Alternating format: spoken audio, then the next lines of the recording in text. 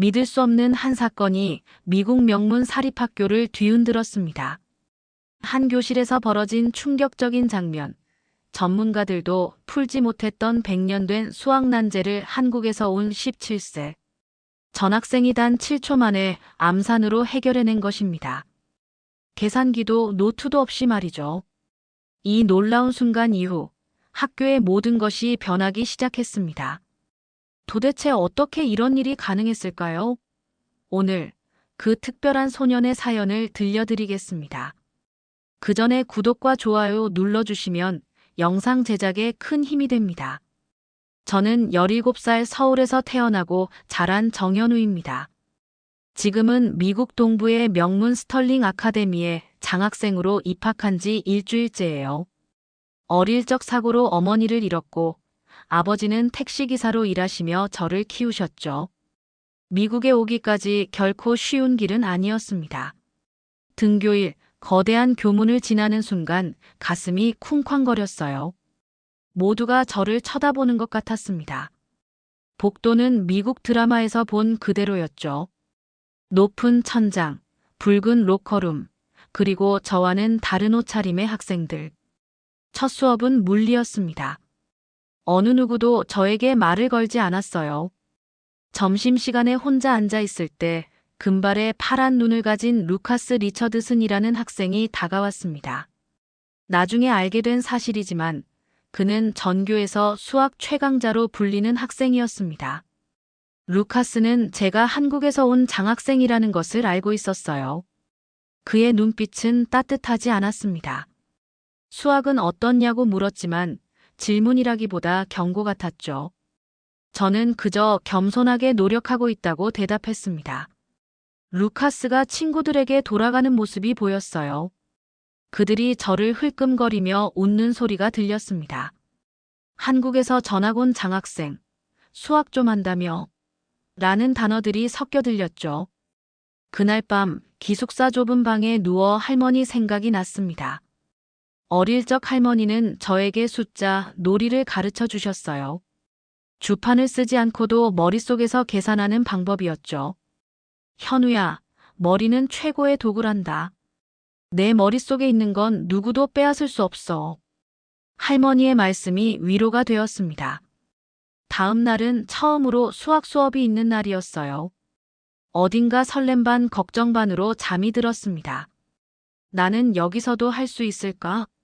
머리맡에 놓인 사진 속 어머니의 미소가 대답을 대신하는 것 같았어요.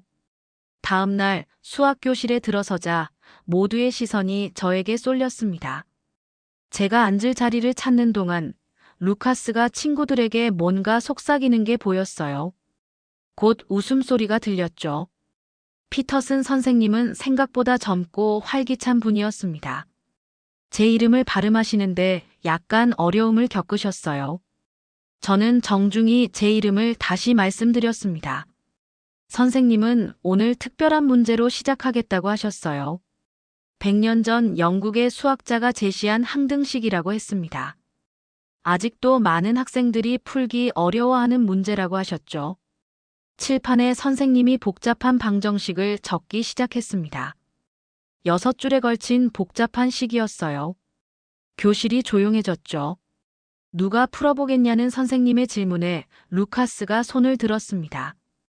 계산기를 써도 되냐고 물었고 선생님은 허락하셨어요.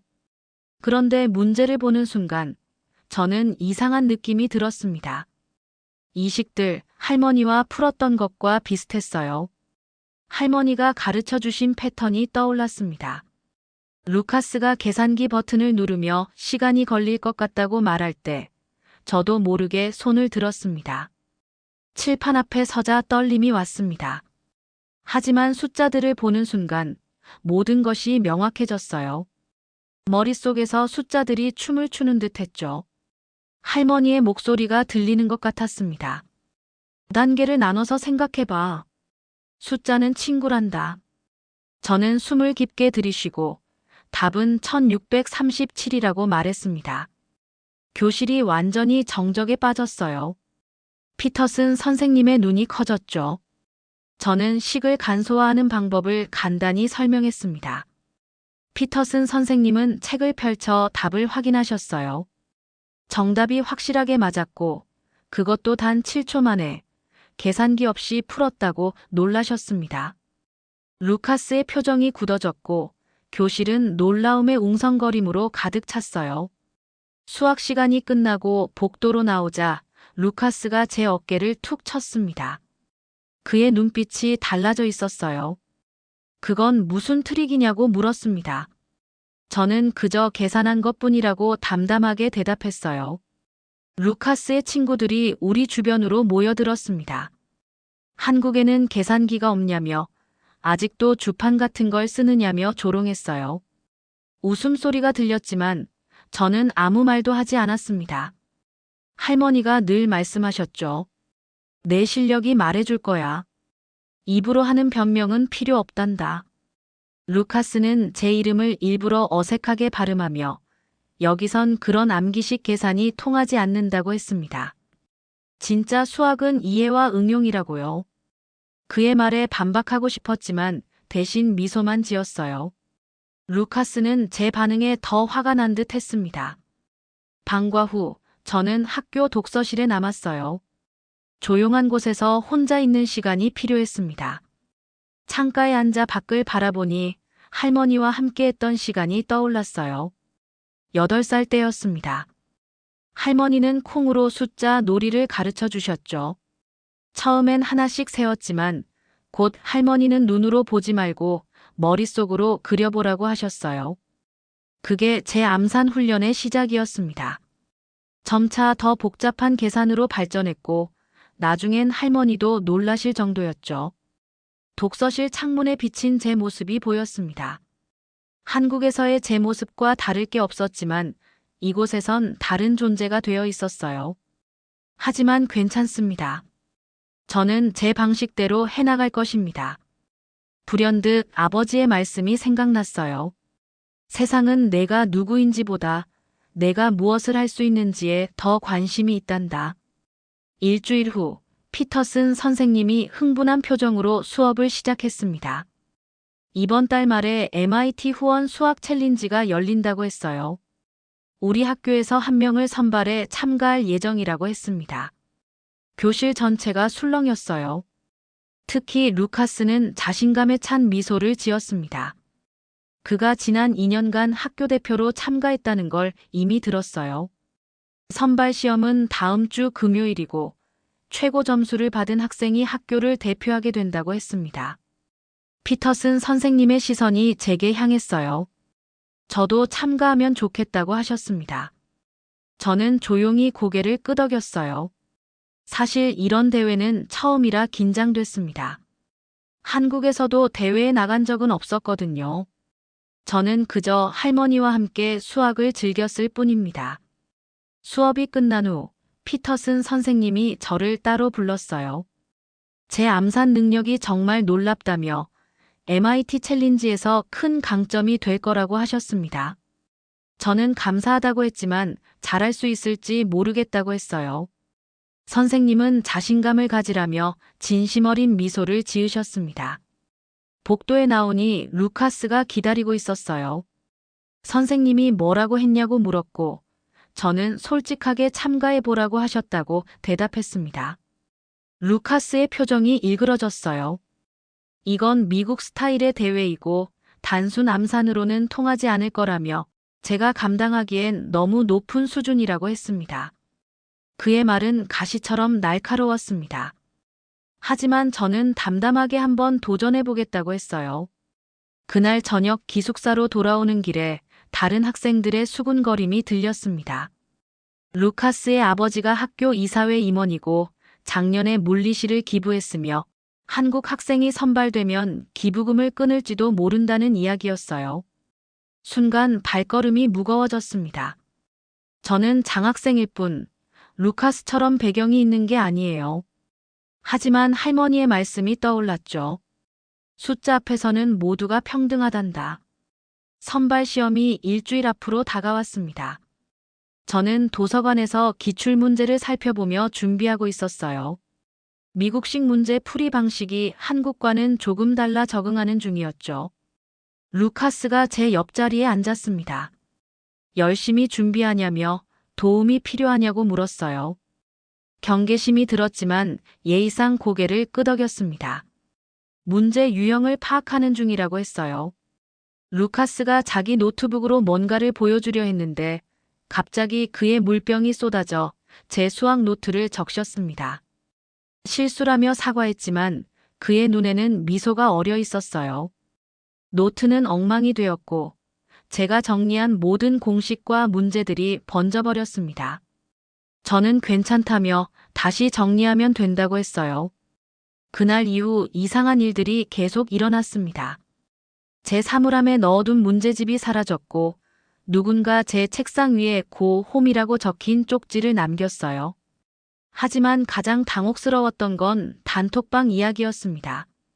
같은 수학반 앨리스가 시험 준비 단톡방에 초대받았느냐고 물었어요. 저는 어떤 단톡방인지 모른다고 했죠. 앨리스는 놀란 표정을 지었습니다. 모두가 거기서 기출문제와 풀이법을 공유하고 있는데 루카스가 만든 단톡방이라고 했어요. 저만 빠진 것 같다고 했습니다. 가슴이 무거워졌지만 포기할 순 없었어요. 도서관 폐기물통에서 버려진 기출문제집을 찾아냈고 밤늦게까지 암산 노트를 새로 만들었습니다. 한국에서 배운 방식대로 머릿속에서 풀 수 있는 패턴을 찾아내는 방식으로요. 아버지에게 전화가 왔을 때 저는 억지로 밝은 목소리를 내야 했습니다. 잘 지내고 있고 적응 중이라고 말했어요. 전화를 끊고 창밖을 바라봤습니다. 달빛이 어둠을 뚫고 있었어요. 저도 그래야 합니다. 어떤 방해가 있어도 제 길을 가야 해요. 드디어 선발 시험 날이 왔습니다. 아침부터 긴장감이 감돌았어요. 교실로 향하는 길, 여러 학생들이 저에게 행운을 빌어주었습니다. 의외로 많은 학생들이 응원해주는 것 같았어요. 시험 10분 전 피터슨 선생님이 저를 복도로 불러냈습니다. 선생님의 표정이 심각했어요. 교감 선생님도 서 계셨습니다. 누군가 익명으로 제보했다고 했어요. 제가 부정행위를 계획하고 있다고요. 순간 머리가 하얘졌습니다. 저는 그런 적 없다고 강하게 부인했어요. 피터슨 선생님은 제가 그럴 아이가 아니라고 생각한다고 하셨지만 확인은 필요하다고 하셨습니다. 전자기기 소지 여부를 점검해야 한다고 하셨어요. 저는 가방과 주머니를 모두 보여드렸습니다. 물론 아무것도 없었어요. 교감 선생님은 증거가 없다며 시험을 진행하도록 하겠다고 하셨습니다. 교실로 돌아왔을 때 모든 학생들이 저를 쳐다봤습니다. 특히 루카스의 눈빛이 승리감으로 가득 차 있었어요. 그가 제보했다는 걸 직감적으로 알 수 있었죠. 시험이 시작되었습니다. 5문제 90분. 첫 번째 문제를 보자마자 할머니가 가르쳐 주신 방법이 떠올랐어요. 머릿속에서 숫자들이 정리되기 시작했습니다. 둘째, 셋째 문제도 마찬가지였어요. 할머니의 음성이 귓가에 맴돌았습니다. 숫자의 패턴을 봐라, 현우야. 옆자리의 루카스는 계산기 버튼을 바쁘게 누르고 있었습니다. 반면 저는 대부분의 계산을 머릿속에서 끝냈어요. 종이에는 핵심 과정만 간략히 적었죠. 마지막 문제가 가장 어려웠습니다. 복잡한 함수의 극한값을 구하는 문제였어요. 잠시 막혔지만 곧 방법이 떠올랐습니다. 할머니와 풀었던 비슷한 문제. 함수를 분해하고 각 부분의 극한값을 찾은 다음 합치는 방식이었죠. 시험이 끝났을 때 저는 모든 문제를 푼 것 같았습니다. 루카스는 얼굴이 상기된 채 마지막까지 계산기를 두드리고 있었어요. 답안지를 제출하자 피터슨 선생님이 미소를 지으셨습니다. 수고했어, 현우. 교실을 나오는데 몇몇 학생들이 다가와 어떻게 그렇게 빨리 풀었냐고 물었어요. 저는 그저 연습의 결과라고 답했습니다. 그리고 제 마음속으로는 할머니께 감사드렸어요. 이틀 후 결과 발표가 있었습니다. 피터슨 선생님이 봉투를 들고 교실에 들어오셨어요. 모두의 시선이 그 봉투에 집중되었습니다. 이번 MIT 수학 챌린지 선발 시험 결과를 발표하겠습니다. 선생님의 목소리가 교실에 울렸어요. 1등, 정현우 학생. 99점. 순간 교실이 조용해졌습니다. 그리고 루카스가 벌떡 일어났어요. 이건 말이 안 돼요. 그는 분명 부정행위를 했을 거예요. 피터슨 선생님이 루카스를 진정시키셨습니다. 루카스, 그런 발언은 조심해야 해. 증거 없이 다른 학생을 비난하면 안 되지. 하지만 선생님, 그 문제들을 그렇게 빨리 풀 수는 없어요. 특히 마지막 문제는요. 루카스의 얼굴이 붉게 변했습니다. 선생님은 답안지를 들어보이셨어요. 현우 학생의 답안을 보면 모든 풀이 과정이 명확하게 기록되어 있어. 암산으로 계산한 부분도 중간 과정을 충분히 표현했지. 루카스는 여전히 불만스러운 표정이었습니다. 그럼 그의 점수는 몇 점인데요? 루카스 리처드슨 63점. 선생님이 말씀하셨어요. 교실이 다시 술렁였습니다. 루카스의 얼굴이 창백해졌어요. 그는 항상 최고점을 받았던 학생이었으니까요. 선생님이 마지막으로 말씀하셨습니다. 진정한 수학 실력은 계산기나 도구에 의존하는 것이 아니라 기본 원리를 이해하고 응용하는 능력에 있어. 현우 학생이 보여준 것처럼 말이야. 수업이 끝난 후 몇몇 학생들이 다가와 축하해 주었습니다. 몇 명은 제가 어떻게 그런 복잡한 계산을 머릿속으로 할 수 있는지 물었어요. 저는 할머니로부터 배운 방법을 간단히 설명했습니다. 그날 저녁 아버지에게 전화했어요. 아빠, 제가 MIT 수학 챌린지 학교 대표로 선발됐어요. 아버지의 목소리에 자부심이 묻어났습니다. 현우야, 정말 자랑스럽구나. 할머니가 살아계셨다면 얼마나 좋아하셨을까. 전화를 끊고 창밖을 바라봤어요. 별들이 유난히 밝게 빛나는 것 같았습니다. 할머니가 저 별들 사이에서 저를 보고 계신다면 분명 미소 짓고 계실 거예요. MIT 수학 챌린지 대회가 일주일 앞으로 다가왔습니다. 교내에서 저에 대한 시선이 바뀌기 시작했어요. 제가 지나갈 때마다 저기 암산 천재라는 속삭임이 들렸습니다. 여러 학생들이 제게 다가와 어떻게 그런 빠른 계산이 가능한지 물었어요. 특히 수학에 어려움을 겪는 학생들이 많았습니다. 어느 날 점심시간 한 여학생이 저에게 부탁했어요. 혹시 우리에게도 내 방법을 가르쳐 줄 수 있을까? 곰곰이 생각해 보니 이건 좋은 기회였습니다. 저는 피터슨 선생님께 방과 후 교실을 빌릴 수 있는지 물었어요. 선생님은 흔쾌히 허락하셨습니다. 현우, 내가 다른 학생들을 돕고 싶다니 기쁘구나. 그렇게 한국식 암산 클럽이 시작되었어요. 처음엔 5명의 학생만 왔지만 소문이 퍼지면서 점점 더 많은 학생들이 참여했습니다. 저는 할머니가 가르쳐 주신 방식 그대로 설명했어요. 한국에서는 구구단을 노래처럼 외우고 주판보다 머릿속에서 계산하는 법을 먼저 배워요. 중요한 건 암기가 아니라 패턴을 인식하는 거예요. 학생들은 처음엔 반신반의했지만 간단한 연습부터 시작하자 점차 효과를 느끼기 시작했습니다. 특히 수학이 약했던 학생들이 자신감을 얻는 모습이 보람찼어요. 클럽이 시작된 지 2주일째 되던 날, 문득 교실 뒷자리에 루카스가 앉아 있는 것을 발견했습니다. 그는 조용히 수업을 듣고 있었어요. 수업이 끝난 후 루카스가 다가왔습니다. 그의 표정은 달라져 있었어요. 더 이상 오만함이 없었습니다. 현우, 나도 내 클럽에 들어와도 될까? 저는 미소를 지었습니다. 물론이지, 루카스. 언제든지 환영해. MIT 챌린지에서 저는 우수상을 받았어요. 1등은 아니었지만 학교를 대표해 좋은 성적을 거두었죠. 하지만 더 놀라운 변화는 학교 내에서 일어났습니다. 암산 클럽은 학교의 공식 활동이 되었고 저는 매주 수업을 진행했어요. 루카스와도 점차 친해졌습니다. 그는 놀라울 정도로 빠르게 암산법을 익혔어요. 내가 보여준 건 단순한 계산법이 아니야. 루카스가 말했습니다. 사고방식 자체를 바꾸는 거지. 학기가 끝날 무렵 교장 선생님이 저를 불러 감사의 뜻을 전하셨어요. 현우, 내가 보여준 건 단순한 수학 실력이 아니야.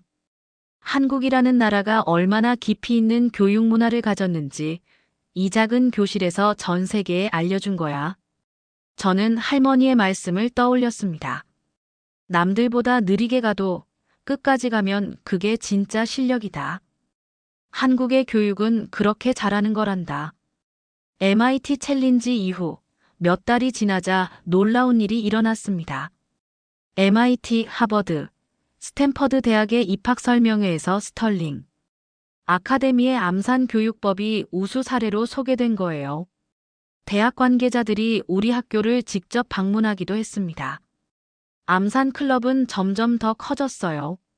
미국 학생들이 한국어로 숫자를 세며 구구단을 외우는 모습이 신기했습니다. 하나, 둘, 셋, 넷 이라고 말하는 그들의 발음은 어색했지만 그 열정만큼은 진심이었죠. 루카스는 제 오른팔이 되어 함께 클럽을 이끌었어요. 그의 변화가 가장 컸습니다. 한 번은 루카스가 저에게 조용히 물었습니다. 왜 나를 받아줬어? 난 너에게 그렇게 못되게 굴었는데. 저는 진심으로 대답했어요. 수학에는 국경이 없잖아. 숫자는 우리 모두의 언어니까. 학년이 끝나갈 무렵 루카스는 제게 놀라운 제안을 했습니다. 여름방학에 한국에 가보고 싶어. 내 고향도 보고 진짜 한국 교육이 어떤지 경험해보고 싶어. 저는 기뻤어요. 아버지께 연락드리니 우리 집에서 루카스를 맞이하겠다고 하셨습니다. 택시기사인 아버지의 작은 아파트가 부끄럽지 않을까 걱정도 됐지만 루카스는 진심으로 기대하는 것 같았어요. 6월의 마지막 날, 교실 벽에 학생들이 직접 만든 포스터가 붙었습니다. K로직, Think Like Korea. 세계를 감동시킨 한국식 기본기라고 쓰여 있었어요. 그 아래에는 학생들의 서명과 함께 한국어로 쓴 숫자들이 가득했습니다. 이 모든 일이 믿기지 않았어요. 처음 이 학교에 왔을 때 저는 그저 한국에서 온 장학생이었습니다. 하지만 지금은 많은 것이 달라졌어요. 제가 다른 사람들에게 뭔가 의미 있는 것을 가르칠 수 있다는 사실이 놀라웠습니다. 마지막 수업날, 피터슨 선생님이 저를 불러 말씀하셨어요. 현우, 내가 이 학교에 온 건 우연이 아니었나 봐. 때로는 한 사람이 많은 것을 바꿀 수 있다는 걸 보여줬어. 저는 고개를 숙여 감사를 표했습니다. 하지만 제 마음속에는 할머니와 아버지, 그리고 제가 자란 서울의 작은 동네가 떠올랐어요. 저의 힘은 그곳에서 왔으니까요. 그날 밤 기숙사 창문으로 별을 바라보며 생각했습니다. 할머니, 저 잘하고 있죠? 앞으로도 더 많은 사람들에게 한국의 방식을 알려줄게요. 그게 제가 할 수 있는 일이니까요. 별빛이 유난히 밝게 빛나는 것 같았습니다. 마치 할머니가 저에게 미소 짓고 계신 것처럼요. 여러분, 제 이야기를 들어주셔서 감사합니다. 저는 제가 가진 것이 특별하다고 생각하지 않았어요. 그저 할머니에게서 배운 방법으로 수학을 풀었을 뿐입니다. 하지만 때로는 우리가 평범하게 여기는 것들이 다른 곳에서는 특별한 가치를 가질 수 있다는 걸 알게 되었습니다. 우리의 문화와 교육 방식에 자신감을 가져도 좋을 것 같아요.